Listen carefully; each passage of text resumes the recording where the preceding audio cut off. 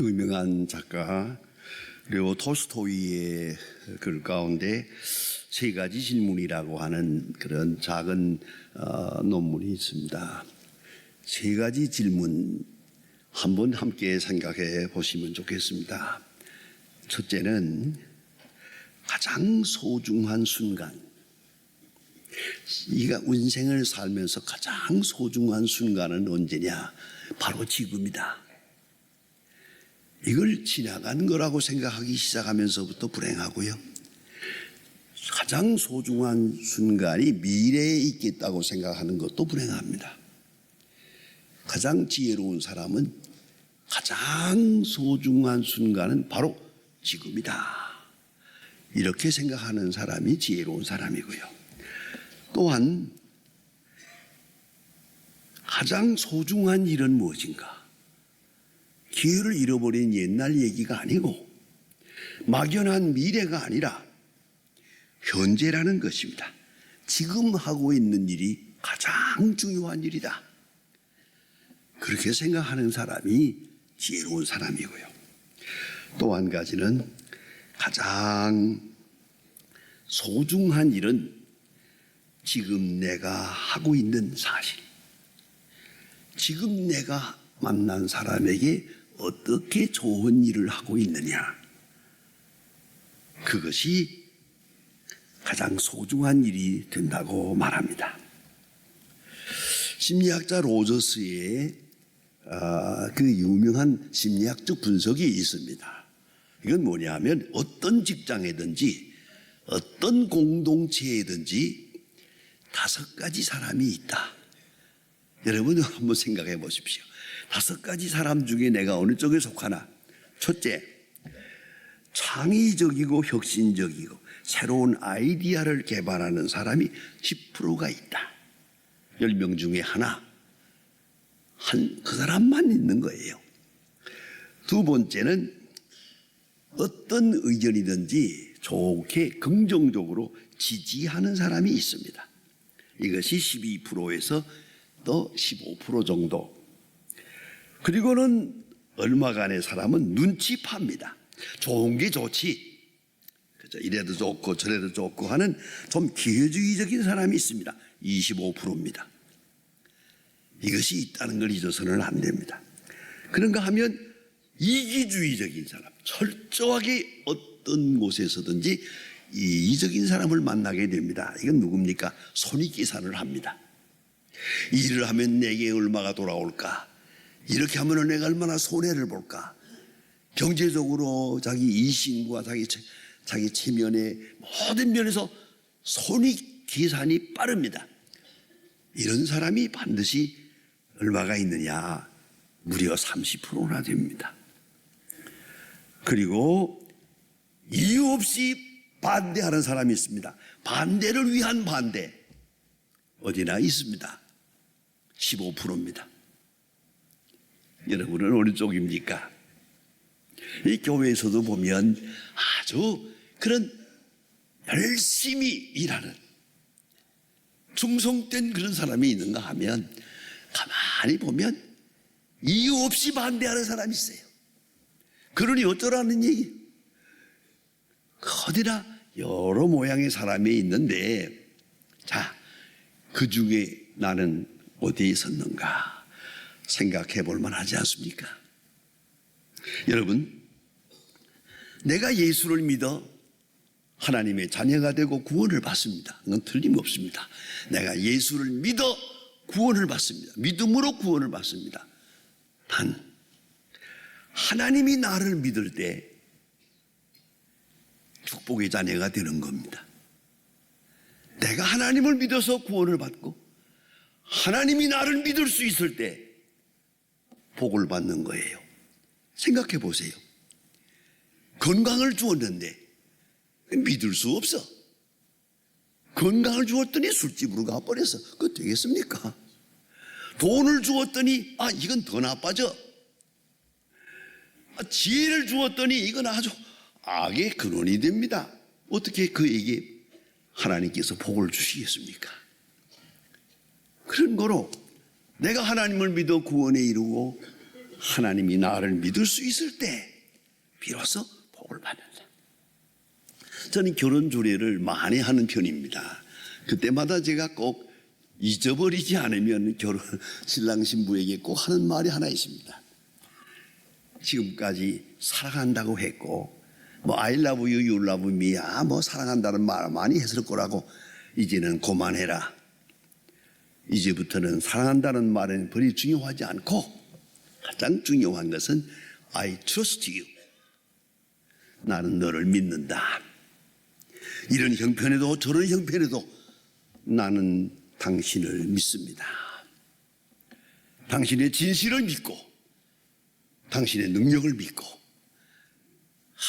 그 믿음이라는 게 얼마나 중요합니까? 여러분, 우리가 하나님을 믿어요.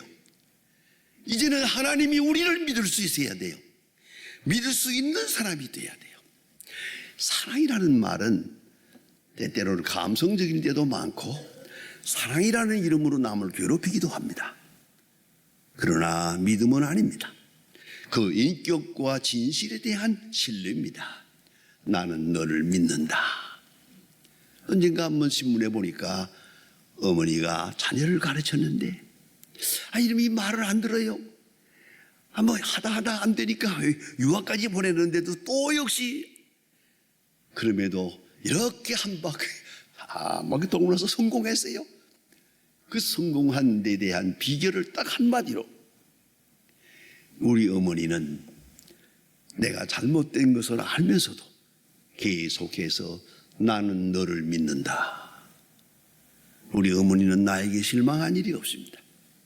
나는 너를 믿는다. 그 신뢰 때문에 오늘 내가 있다고. 여러분, 얼마나 중요한 얘기입니까? 어떤 경우에도 자녀들에게 실망해서는 안 됩니다. 또 실망을 보여줘서는 안 됩니다. 그것이 사랑입니다. 그런 거로 무엇보다도 중요한 것은 신뢰받을 수 있고 믿을 수 있고 믿어지는 사람, 어딘가 모르게 믿어지는 사람, 그런 인격이 필요하다는 말입니다. 그런 거로 자기 응칭이 필요합니다. 여러분, 내가 나를 믿지 않은데 누가 나를 믿겠습니까? 내가 하나님을 믿고 하나님을 믿는 신앙 안에서 내가 나 자신을 믿을 수 있어야 됩니다. 내가 나를 믿지 않는데 누가 나를 믿어줘요? 이건 완전히 끝난 일입니다. 파탄된 인격입니다. 오늘 본문 성경을 제가 특별히 사랑하는 본문입니다. 자세히 보면 너무너무 귀한 바울 사도의 정체의식이 여기에 있습니다. 하나님 앞에 나는 누구냐? 어떤 존재가 되어 어떤 존재로 살아가느냐를 사도 바울이 고백하고 있습니다. 본문에 놀라운 자기 정체의식이 나옵니다. 자기에 대해서는 두 가지를 말합니다. 첫째가 그리스도의 일꾼, 그 다음에는 하나님의 비밀을 맡은 자, 두 가지로 말합니다. 일꾼, 이 일꾼이라는 말이 참 마음에 듭니다. 이 원래 헬라어의 뜻은 휴페레이트였습니다. 휴퍼가 밑이란 말이고 레티에스인데 이게 밑에서 노를 젓는다는 뜻입니다. 참 그 어원이 너무 좋아요. 휴페레이티스. 보세요. 옛날에 노예선을 보세요. 큰 배가 있습니다. 옛날에는 노를 젓습니다.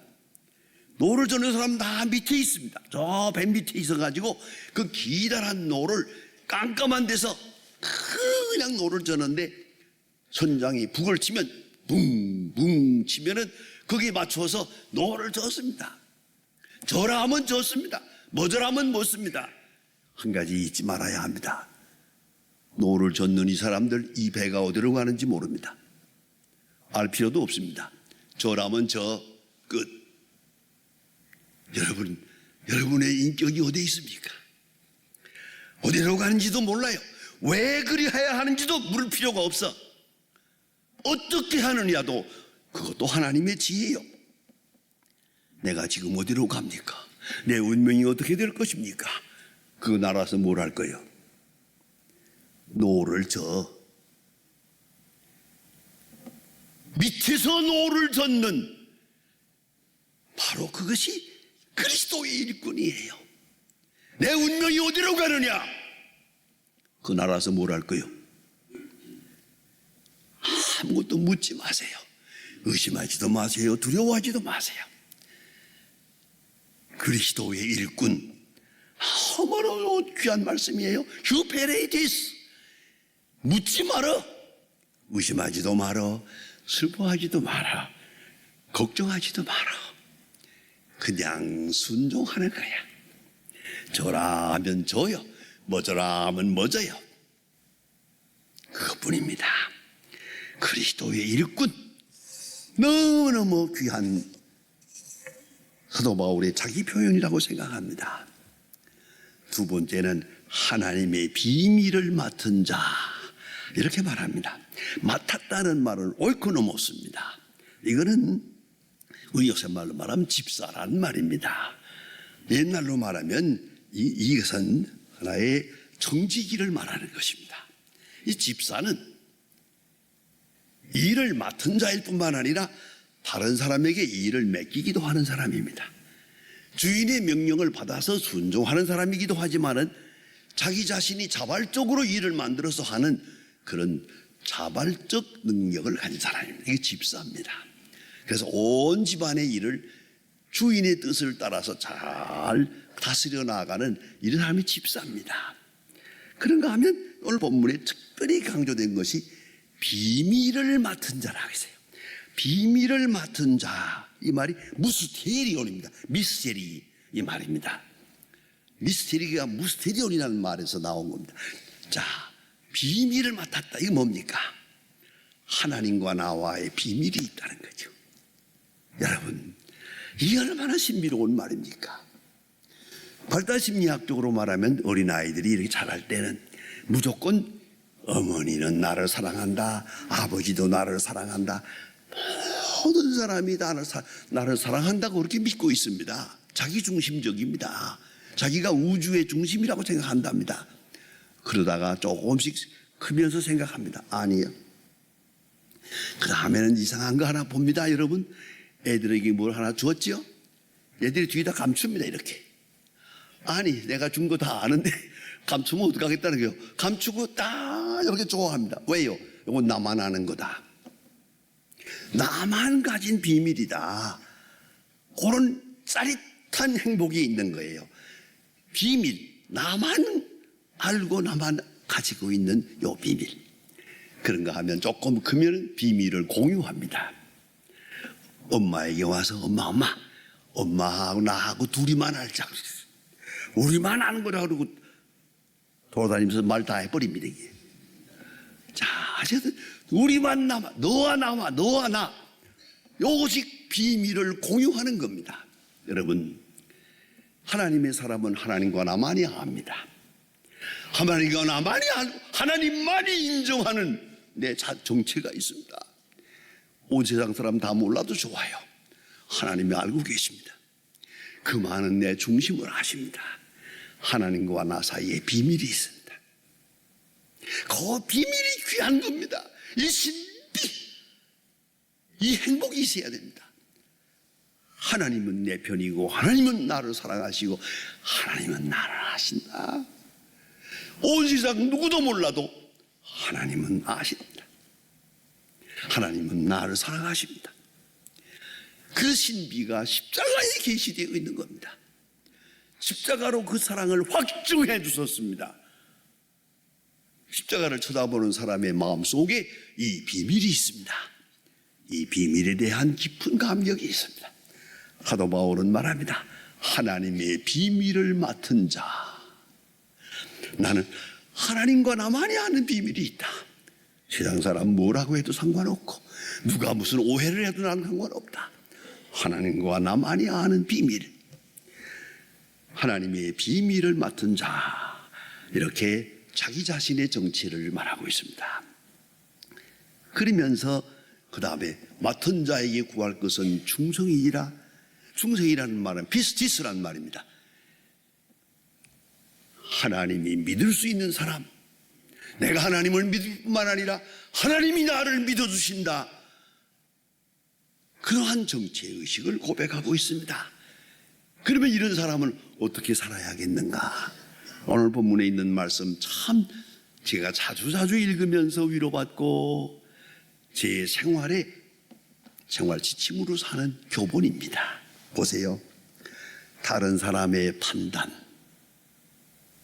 그리스도의 일꾼이요 하나님의 비밀을 맡은 자로 살아갈 때 다른 사람들이 나를 판단하고 비판합니다. 근데 오늘 성경 말씀에 사도 바울이 자세히 말한 다른 사람들이 하는 말, 내게는 매우 작은 일이라. 여러분, 다른 사람이 하는 말, 다른 사람의 평판, 다른 사람의 평가하는 것 무시할 수 없죠. 요새 흔히 말하면 여론입니다.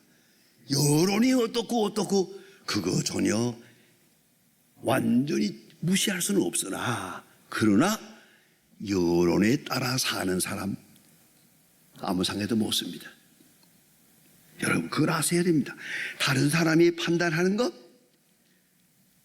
나는 중요하지 않다, 중요하다마는 중요하지 않다, 이렇게 말합니다. 그래서 신앙적 인격이란 상당히 고독한 겁니다.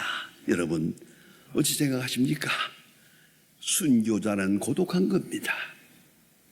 많은 오해를 받으면서 죽어가는 겁니다. 때로 신앙생활은 독선으로 보일 때도 있습니다. 다른 사람들은 다 이러고 적당히 사는데 너 혼자서 이 길을 간다는 거 얼마나 고독하고 힘든 일입니까? 그걸 알아야 합니다. 우리는 그리스도인으로서 자기 반성을 해야 됩니다. 그러나 바른 신앙이 있을 때 때로는 독선으로 보이기도 하고 독단이기도 하고 고독하기도 합니다. 왜요? 하나님만 아실 것, 하나님과 나만 아는 일이기 때문입니다. 그래서 사도 바울은 말합니다. 다른 사람들이 판단하는 거 내게는 매우 작은 일이다. 잘했다고 하든 못했다고 했건 성공했다고 실패했다고 하거든 그건 내게 별이 중요하지 않다. 여러분, 여기에 도달해야 합니다. 두 번째는 자기 자신을 평가함에 있어서 자기는 자책할 것이 없다. 이 본문은 참 가슴을 뜨끔하게 합니다. 나는 나 자신에 대해서 자책할 것이 없다. 최선을 다했노라. 자책할 것을 깨닫지 못하노라. 여러분, 반성이라는 것은 깊이 반성하다 보면 소홀하면 교만이 되고요, 엄격하면 절망이 됩니다. 반성 그러면 다 무너지고 맙니다. 그런가 하면 너무 소홀해도 안 되고 너무 여기에 집착해도 안 됩니다. 반성에 집착하면 그냥 한숨 쉬다 갈 수밖에 없어요. 그건 아니에요. 그런 거로 사도 바울은 말합니다. 내가 나를 생각할 때 많이 반성하고 바로 서겠지만 나는 나 스스로에 대해서 자책할 것을 깨닫지 못하노라. 적어도 내가 아는 대로는 최선의 생을 살아왔노라. 얼마나 당당한 얘기입니까? 그러면서 같이 말합니다. 내가 평가하는 나 자신이 소중하지만은 참으로 나를 평가하는 하나님뿐이다. 하나님만을 나를 평가해 주실 것이다. 자책할 것이 아무것도 깨닫지 못한다. 그러나 다만 나를 판단하신 이는 주시니라. 주님의 판단, 주님의 심판, 그것만 믿고 오직 그리스도 중심적 신앙생활을 하겠다 하는 말입니다. 사도 바울은 고린도 전서 9장에서도 그런 말도 합니다. 나의 자랑을 누구에게도 빼앗기지 아니하리라. 그런 나름대로 깊은 반성도 있거니와 자기 자랑이 있습니다. 자기 긍지가 있습니다. 그리고 유명한 얘기가 있지 않습니까? 그리스도의 날에 너는 나의 자랑이 되고 나는 너의 자랑이 되리라. 그리스도의 날에 너희는 나의 자랑이 되고 나는 너의 자랑이 되리라. 나는 높은 긍지를 가지고 사노라. 대단합니다. 여러분, 교만도 하지 마시고 절망도 하지 마세요. 판단 없이 교만은 죄입니다.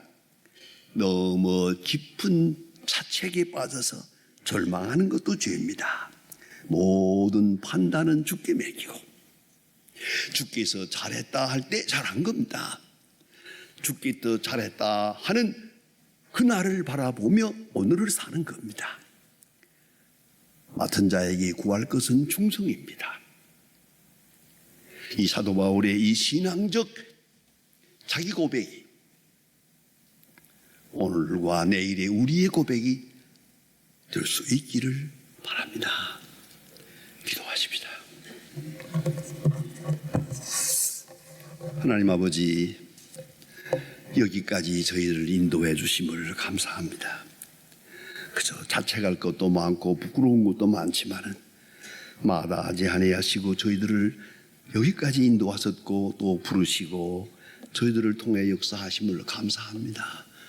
원컨대 사도 바울이 하나님 앞에 충성된 일꾼이요 충성된 하나님의 사람으로서 자랑스럽게 주 앞에 섰던 것처럼 우리 또한 오늘만 아니라 주님 앞에 가서까지 너희는 나의 자랑이 되고 난 너의 자랑이 되리라.